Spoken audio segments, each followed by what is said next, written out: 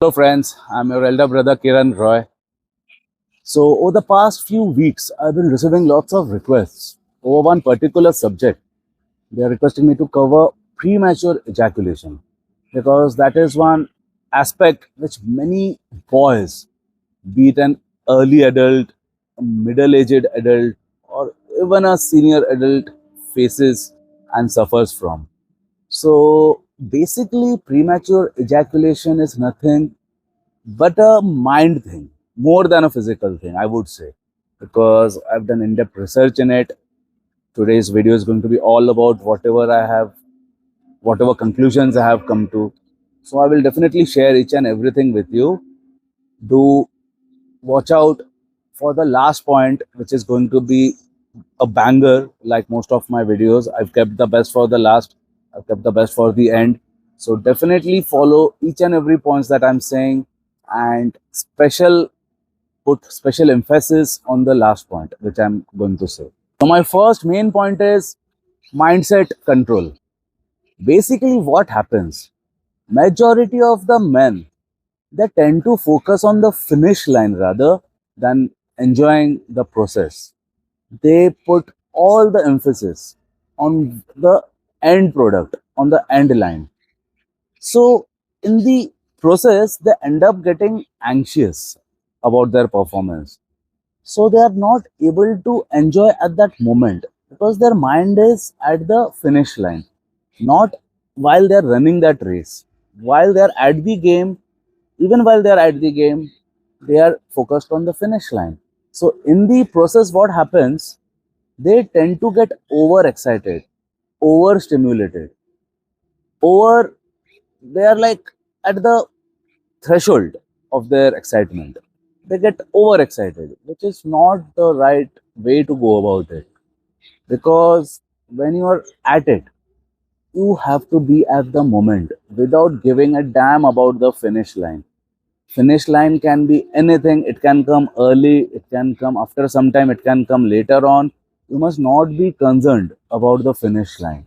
When you start the process, when you start this particular game, it should be that act which should be the finish line, as in which should be the it's the journey which you should be enjoying rather than when I reach that destination. Your destination is ejaculation, but most of the men that I know, they're focused more on the ejaculation part, which I'm calling as the finish line. So why do you want to focus on the finish line when the journey is so beautiful? Focus on the moment, as in the journey, the path. Your destination lies ahead. I know the destination is there and you're excited to reach your destination, but in that excitement you're killing the joy. You're killing the joy of the act itself. You're killing the joy of walking that path. So don't ruin that beautiful process by thinking about your destination. Forget the destination. You will definitely reach your destination sooner or later. We are discussing the sooner aspect. So to treat that, to control that, the first point is don't focus about reaching your destination. Just focus on walking that path and try to enjoy that path at a slow and leisure pace. We are not running a 100-meter sprint. We are not running a race. This is not a race. It should be very enjoyable, slow, and peaceful thing. And there should be no anxiety, because majority of your anxiety is only due to your thinking, since you're thinking about the finish line, since you're thinking about reaching the finish line. And in the process, you end up reaching that finish line way, way earlier than you had anticipated. So don't do this mistake. Take it very easy.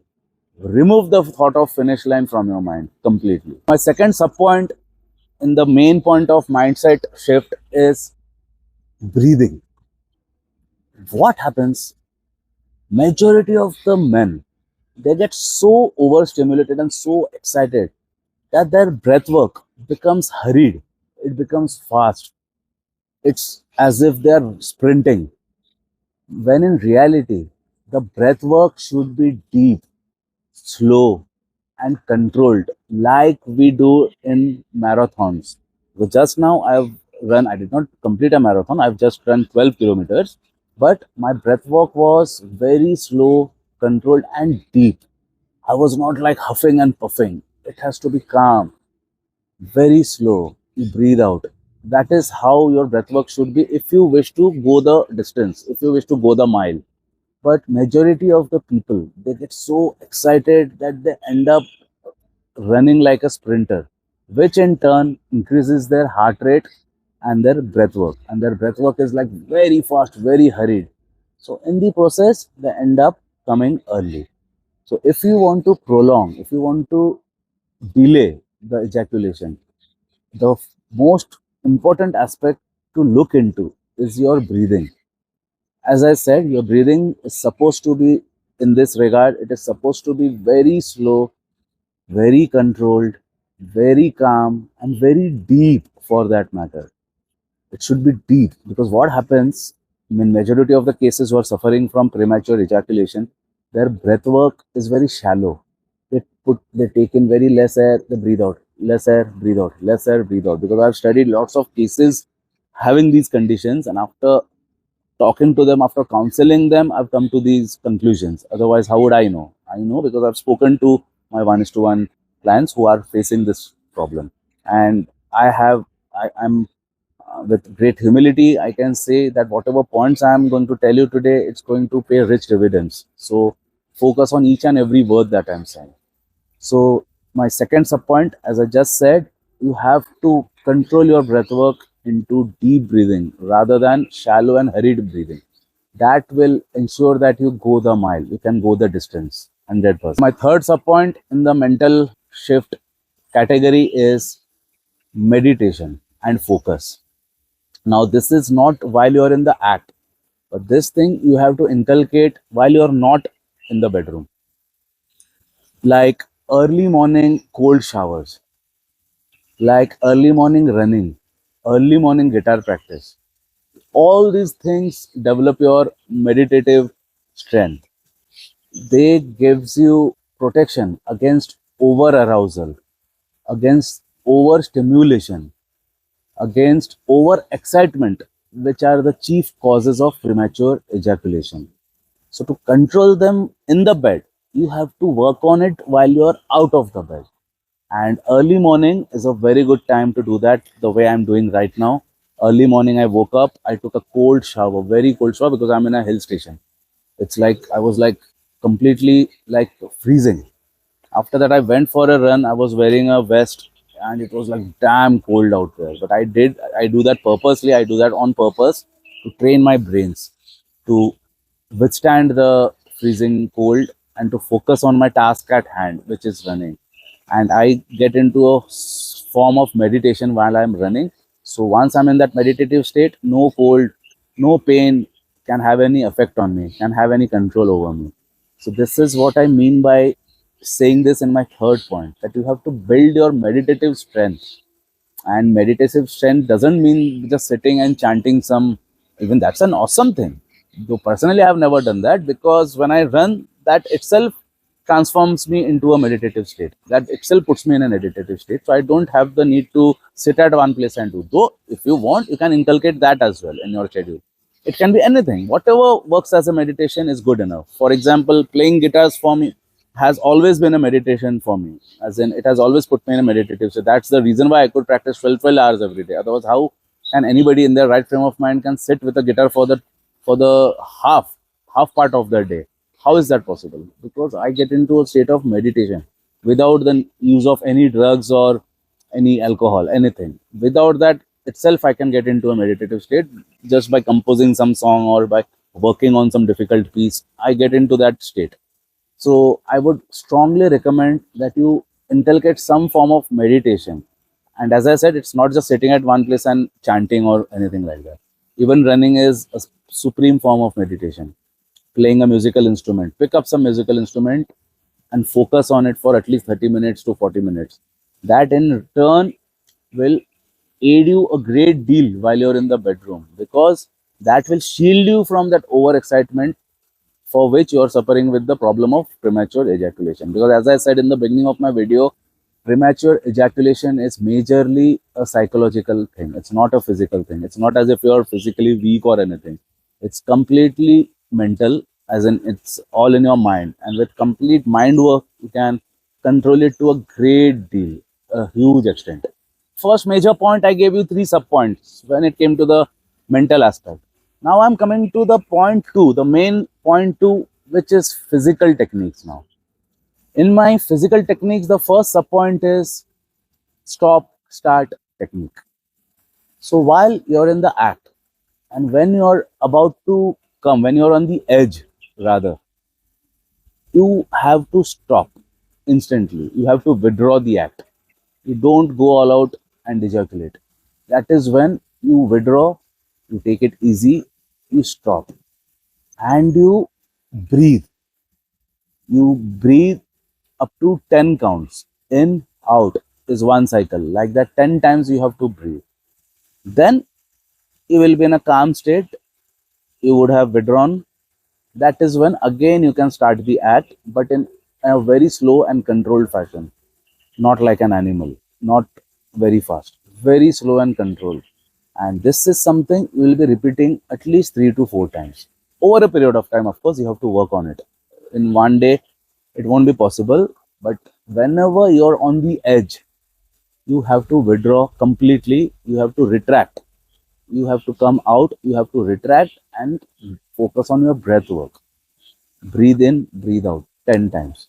And by that time, you will be in a good, calm position. Again, you can restart. Do this 3 to 4 times during the act before you ejaculate and see the results. Do try this and do share your experience in the comments as well for all the points which I'm saying.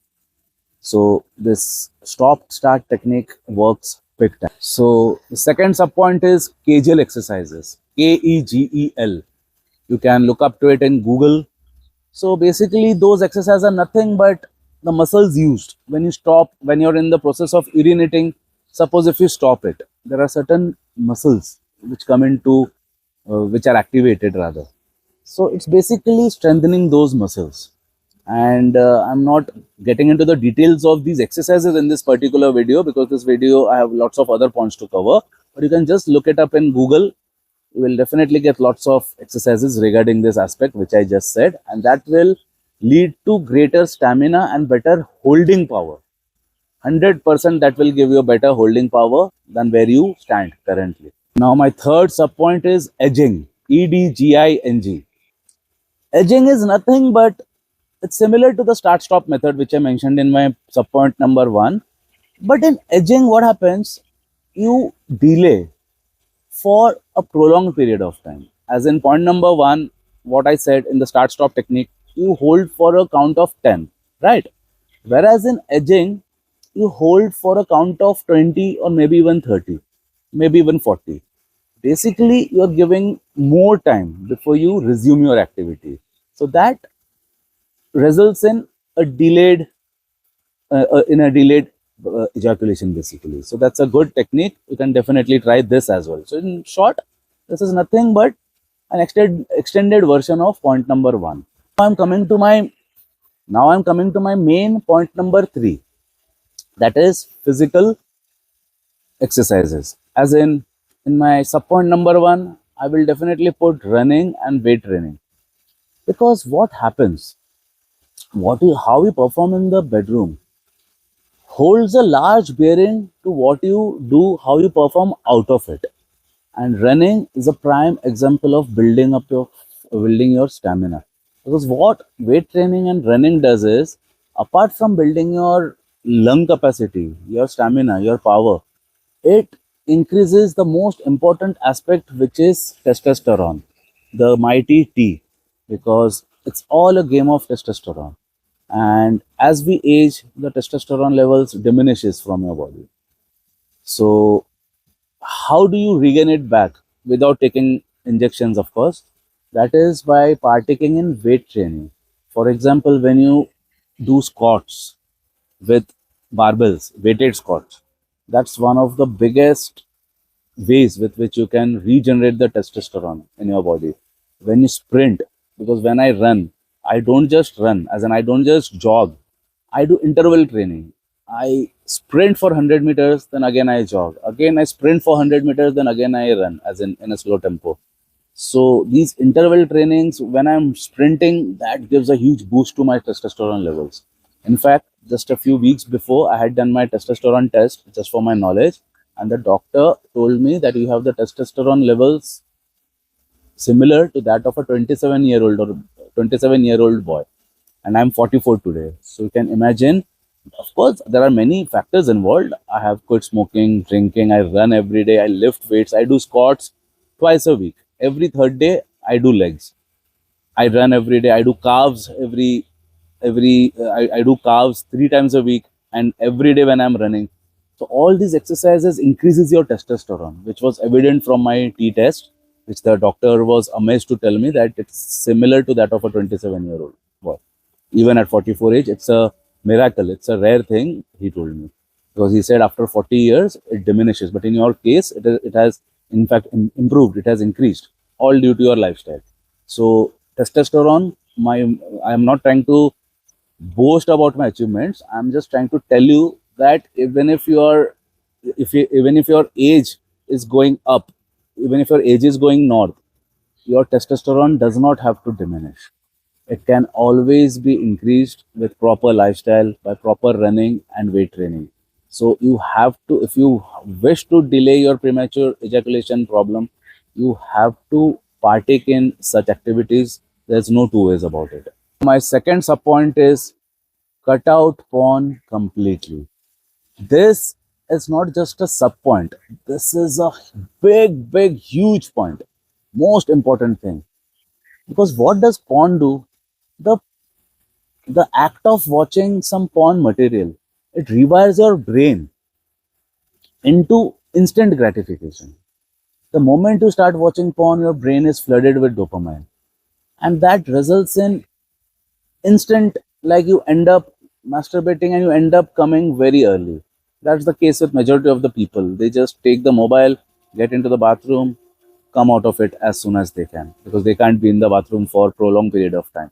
So what happens is they end up coming very early because their mind has been rewired that way due to the act of watching any porn material. So if you cut out porn, what happens? Your mind gets reset.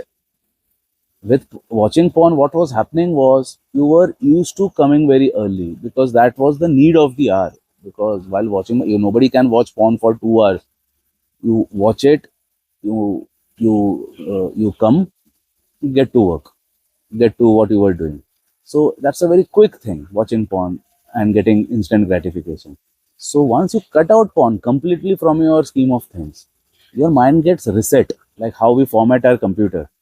Your brain gets reset, and then you can put long hours. You can expect to extract longer hours out of it because your brain has been resetted. It has been reformatted actually. My main point number 4 is tactical adjustments during the act. First sub point would be under this section. My first sub point would be slow it down, because the more faster you go, the quicker you will reach the finishing line. It will lead to quicker ejaculations. Whereas when you slow it down, you can expect to go the distance. So never ever rush out of overexcitement, out of overstimulation or whatever it is. Take it very slow, take it very calm. As I said, use your breath work, bring your breath work back in place. It should be deep and controlled. And never ever rush, never ever hurry. You're not playing a T20 match. It's a test match. You have to consider it as a test match. So take it very slowly, very controlled, very calm. And as I already said, be in the moment. Be in no hurry to reach the finish line. The point is change positions. Why? Because in the main position, there are chances that you are not in control. Whereas if you change positions, you will stumble upon some angle in which you are more in control, with which you can expect to go the mile, with which you won't fall prey to premature ejaculation, which we are addressing at the moment.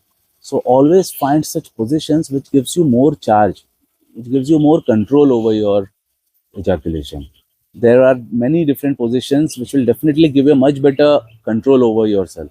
That's for sure. So find out and experiment. Now my final point for today is engage other senses apart from yours. What does it mean? While you're in the act, majority of the people focus only on themselves, their feelings, how they are feeling, what's happening with them.